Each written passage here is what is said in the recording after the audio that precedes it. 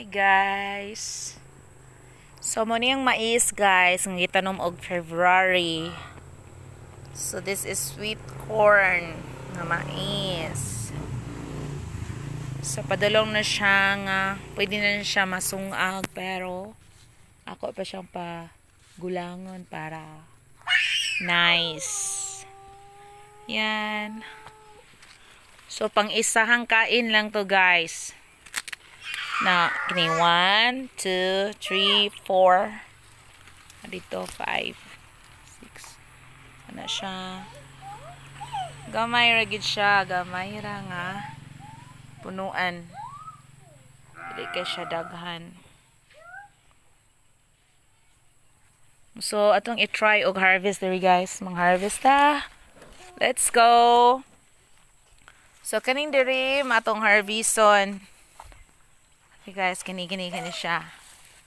Okay, feeling nako kulang na ni siya.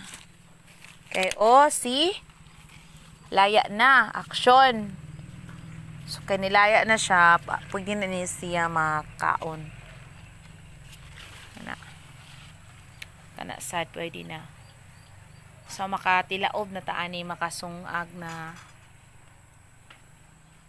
So mga karon nga week makatilaod na taan ni siya. So naapoy part diri nga mga June. Sa June pa ni siya sungag kay bago pa siya namunga. Ni siya June pa ni siya guys.